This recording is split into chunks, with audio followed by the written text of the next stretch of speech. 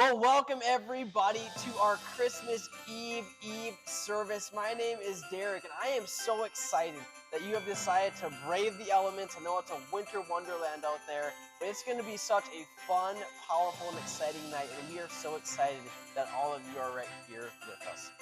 Yeah, hey, my name is Pastor Riley. I'm the youth pastor here at the Bridge. Like Derek said, we're so excited you're here with us, especially if it's your first time here. If you are new, go ahead and grab the blue connection card in the seat in front of you. Fill that out for us real quick. And Derek, where are they handing these in? There are black boxes just outside of the doors that you came in on. And so you can take this and hold this with you for the duration of the service. And then on your way out, when you're going to grab another cup of coffee, hot cocoa, or cookies, make sure to just drop it off in the black boxes on either side of the doors with your tithes and offerings if you want. But if you're a first-time guest of ours, we want you to know there's always zero pressure here. We just hope you enjoy this service. Hey, kids, check out this quick message from Pastor Monica. Hey, Bridge Kids, how are you? Good to see you. I'm so excited you're in Big Church today. We are going to have so much fun watching Pastor Derek tell his message. And guess what? Did you get a little craft from the entryway? I hope you did, because every time you see a picture show up on the screen behind Pastor Derek, you're going to take that item out of your bag and put it into your ornament. Then, at the end of the day, you can take it at home and hang it on your tree and remember what we talked about today. All right, you guys have a fun time. I'll see you later. Hey, we ditched the dead weight. Derek's not in this shot anymore. But I have a few real quick announcements. Christmas Day is a Sunday. We are doing an online-only service. So don't come to church that day. We want you to spend time with your family, your loved ones, celebrate Christmas with them. And the following Sunday is New Year's Day. It is January 1st, but we will be in person that morning. So make sure you are here. It's going to be a great way to kick off 2023. Did he really call me dead weight? He's going to have to address that at his annual performance review. So that's going to be happening here soon. But we, in all seriousness, are so excited for something happening here on January 8th. If you're newer to the Bridge, well, this is your very first time here tonight, or whether you've been coming for just a few months, we want to invite you on January 8th, right after church, to come hang out with us right here at church. From 12 noon, we do something called the intro dinner. We're going to feed you. It's completely free. Bring your kids, bring your spouses, just bring yourself. But we're going to feed you and kind of tell you the ins and the outs of who the Bridge is and how we got to be where we are right now. On behalf of all of our staff here at the Bridge Church and all that make it happen, we hope you have a wonderful and very Merry Christmas. Enjoy the message. Okay, I like it. Merry Christmas, everybody! Here's the thing. I have a favor to ask of all of you in this place, because here's the thing, okay? Service number 1, they had a bit of a numerical advantage in terms of excitement, okay? So they were loud and crazy, but here's the thing. If you're at the 7:30 service, you're just you're built different. You're just more excited. You're more like, I can handle the night. I am ready. I am hitting my prime at this hour of the day. And so I don't care that there might be a few less people here than there were the first service. I believe there's excitement in here. So if you're ready for an exciting Christmas Eve service, give me one solid Merry Christmas. See, I knew it. See, you guys are just built different, okay? You braved the weather, the whole Jack Frost nipping at your nose thing. Jack Frost has been slapping me in the face every time I walk out the door. I'm sick of it. I'm tired of it, but it's going to be good because we're together, right? We are here for Eve, and it's going to be super fun. As Pastor Riley so eloquently told me and said, called me dead weight, all that good stuff. My name is Derek, and I am just super glad you are here with us as we kick off our Christmas Eve together. Christmas in the Mum household, my household, both now and growing up, was always a really, really big deal. As some of you know in this room, as soon as I left to go duck hunting on the first weekend of November, my house was like orange, yellow, autumn colors, red. I came back to reindeer, pine cones, red and green, everywhere because my wife is just super, super Christmas decorating right now. And so Christmas has always been a big deal in our household now and even growing up. Like it was one of those things where on Black Friday, the day after Thanksgiving, like Christmas was just arriving at our house. We had the Christmas tree down, we had all that good stuff. But my favorite thing growing up that I remember so vividly was Christmas Eve. You got together as a family. We were so excited just to see my cousins and get to have some good food and all of that good stuff. But the anticipation of Christmas Eve night, when you're just sitting there, can't wait to wake up and to go to, you get to wake up to the presents and the tree and all the good stuff. There was so much anticipation that when Christmas Day came and there was just that moment that you open up your eyes and you realize it's Christmas. Like you just like eyes shot open, sheets got ripped off the bed, ran to the Christmas tree, and I found I had a few presents underneath the tree, and none of them were coal. So I had figured I kind of made the nice list at least for that year. But I was thinking about that excitement of Christmas Day because it was always such a big, big thing, and that anticipation always lived up to the hype. Because when Christmas Day would come, there would be this just joy and uncontainable excitement. And I was thinking about that this week because I had to think what that anticipation was like for Mary, the mother of Jesus 2,000 years ago. What it must have been like when she was meandering through the little town of Bethlehem, a town that was unfamiliar to her, a town that was not her own, a town that was completely open and country. The kind of town where there's a few buildings, but more than anything, you're just out in the middle of the country. And you see the stars shining down upon you, and you're just ready for something new. I have to imagine there was that ever so slight chill in the air, the kind of chill where you don't quite feel cold, but if you're careful, you see the hot breath coming out of your mouth as you exhale. There was so much going on in the life of Mary and Joseph. This whole ride of Christmas was unique to them.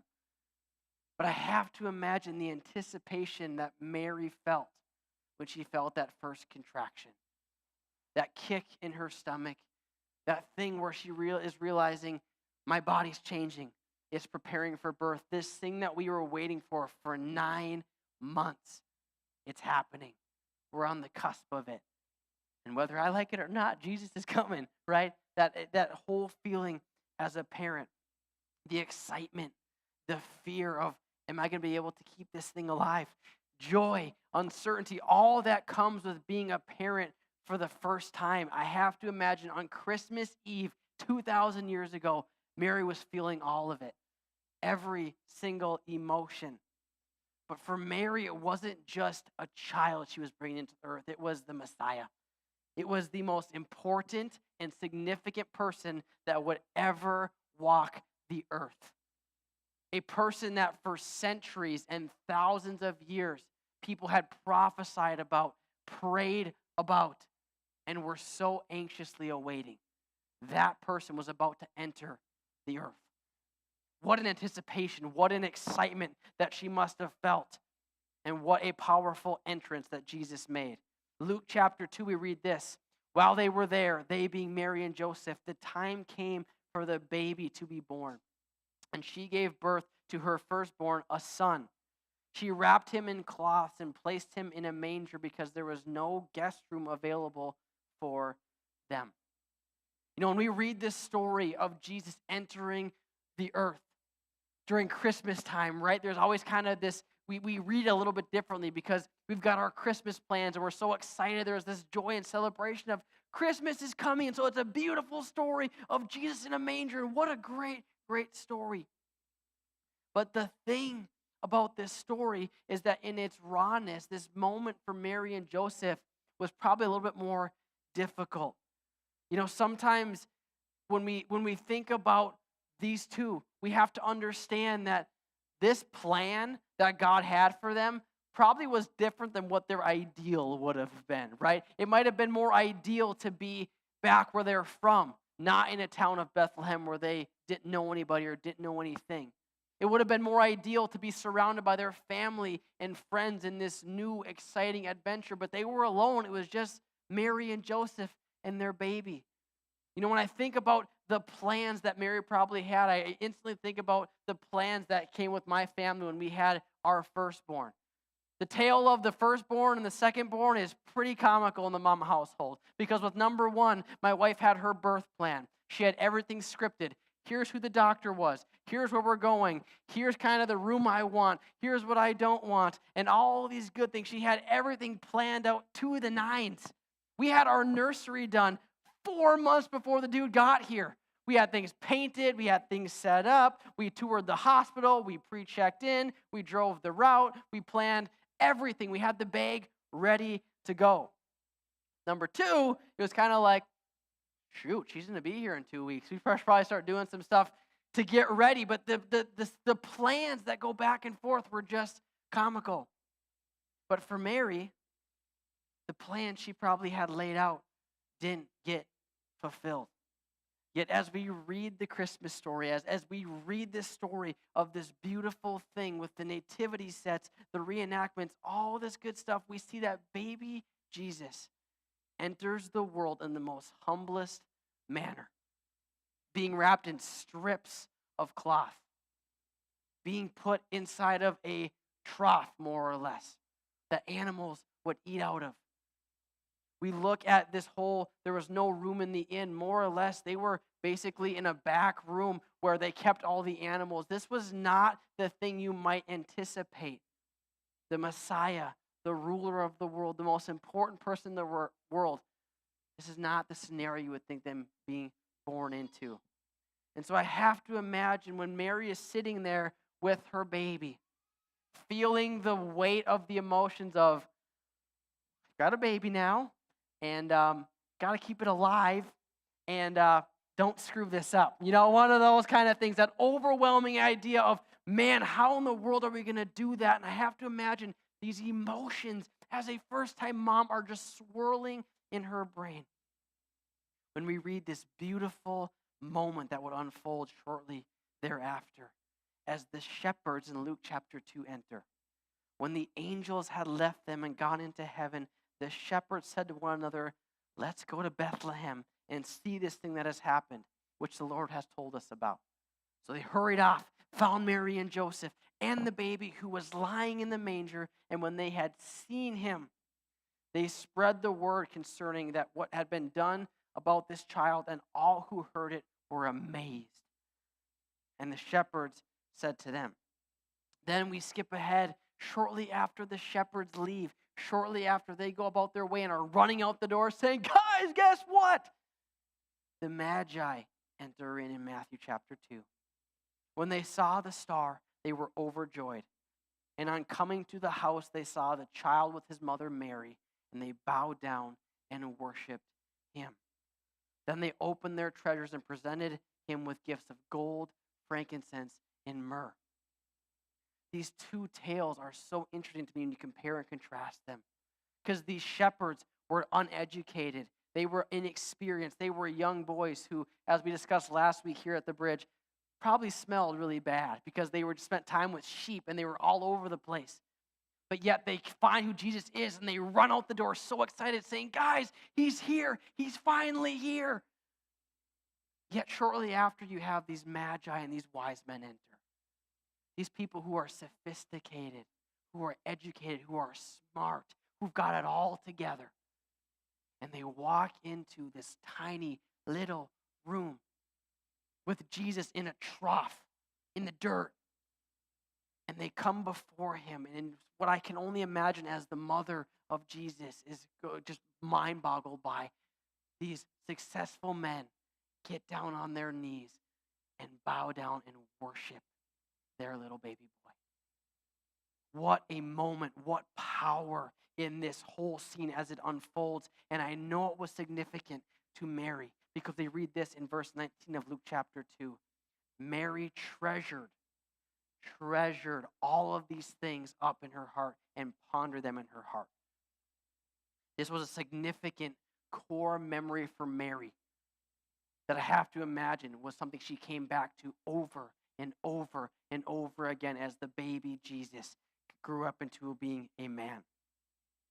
As we look into the Christmas story with the Magi, the wise men, the shepherds, if you've been here at the bridge the last few weeks, been going through all of these characters, even characters like King Herod, the guy who is the antagonist in the story. And as we look at the whole story, the whole thing from different perspectives, we realize that our plans are not always God's plans. And that's a really good thing. Because our plans, we think they're good, we think they're solid, we think this would be a really, really good thing. And so when God comes in and trumps it and kind of takes things and takes us through scenarios and lives that maybe we didn't want in the first place, it can seem like God doesn't really care about us at all. But as we look at this story, I think part of the power for Mary was seeing the humility of their circumstance, yet the response of the people. No sophisticated magi would possibly think to get down on his knees and worship a baby boy unless it was a significant encounter. Mary's plans were one thing, but God's were another, and I believe it contributed to the part of the story. Because when we look into this manger, surrounded by all these different people, animals intermingling, the chickens, the ducks, the cows, all these different animals are just mingling around with Jesus over here in the corner in a feeding trough. Yet everyone who walks in has an awe and a reverence of who he is. And here's what's crazy about it. Baby Jesus is just that. He's a baby. So when they walk in and they worship him, their situations don't change. Their lives don't change in that moment. The trials, the tribulations, they are not delivered from them in that moment.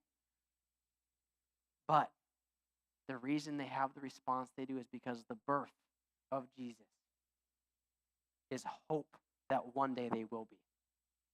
It's hope that one day the very thing that they are hoping for is actually going to come into fulfillment. It's an investment of a future return. The birth of Jesus, the message of Christmas, is that there is hope in the not yet. The things that we're believing God for, the things that we need for God in our life, the very things that we're hoping God does that are not yet here. The message of Christmas says we have hope amidst that because we know that one day they will be. This Christmas, I'm not sure what you're currently walking through. I'm not sure what you walked into this place with. You might be looking forward to the next 2 days with so much joy and excitement and happiness because things in life are going really well. Your marriage is thriving. Your kids are doing fantastic for the most part. Parenting is a ride, isn't it? But your job is going super well. Everything, for the most part, is just doing so great. And you can't wait to get around, to have the cookies, to have the meal, to do all those things. You can't wait for Christmas. Yet I think there are other people as well that walked into this place that maybe they don't feel that. Maybe they feel the hardship and the difficulty of Christmas this year. Maybe it looks a little different this year. Maybe things with your company are on the rocks, and you have no idea what January 1st is going to bring. So you have to try and pace on a smile and think that it's all going to be good when internally you're stressing. Maybe it's tough with family is tough this time of year because things are separated, things are divided, things are not what they used to be. And when you realize that, it just makes you sad. I don't know what your Christmas situation looks like, but that's the beauty of the Christmas story. It's the beauty of the scene. It's because no matter what is happening externally, it's a reminder that God's got a plan, that God's going to provide. God's going to bring you through. He's not going to leave you or forsake you. He sent Jesus to the earth, not for himself, but for us. And there's hope in the fact that God sees that and is making plans. One of the coolest parts of the story that I think is so underappreciated is that Joseph was ready to write Mary off. when he found out she was pregnant and it wasn't his kid, understandably, he was like, man, I got to break this off. And so he had decided in his mind, I'm going to do it. Logically, I need to separate myself from Mary. When that next night, an angel visits him and says this, she will give birth to a son, and you are to give him the name Jesus because he will save his people from their sins. God showed Joseph, hey, I know you got your plans. I know you got your logic, but trust me. This is significant. And it was. We celebrate this birth because this birth means there's no sin left uncovered. We can now have direct and immediate access to a loving God. And we have a presence of God that cannot be denied. All throughout Scripture, we see God is depicted as light. Jesus specifically is this person who's being depicted as the light of the world. Yet I think what's so cool about that is in that same text, in that same Bible, we see that God says no amount of darkness can extinguish the light. My favorite thing to do in the summer is to simply look up into the sky and see all the stars, because they are swimming in a sea of darkness. Yet no matter how much darkness, no matter how much voidness of light, the light of the star still shines so bright. And when I think about Jesus being the light of the world, I think about that. Because there's a lot of darkness in the world, a lot of deprivation, a lot of depression, a lot of things that are not so fun to talk about on a Christmas Eve service. That's the power of the birth of Jesus, is that amidst the darkness, Jesus comes in and shines light. Powerful light. I think it's so cool that to epitomize this concept, it was a star that led the Magi to the feet of Jesus. He would be the light of the world, and it was a light that brought them to his feet. Thanks to the birth of Jesus thousands of years ago, we can now have hope now. Because the whole reason he came was for us. The reason Christmas is so significant is because without Christmas, we have no Easter. Without Christmas, there is no Savior who can take our sins on his shoulders and take them away. Without Christmas, we can't have hope that everything turns out because we don't know that Jesus takes every single thing he can and takes us through. The reason we have hope tonight, everybody, is because the birth of Jesus is the start of something new. A life of hope, a life that God is going to make a way where there seems to be no way. And the cool thing is, when you believe in him, when you say yes to him, you become a bearer of that light. You shine bright in the darkness. So tonight, would you celebrate that with me? The light of the world coming to earth, that light coming alive in us so that we too can shine in the darkness. You'll do me a favor.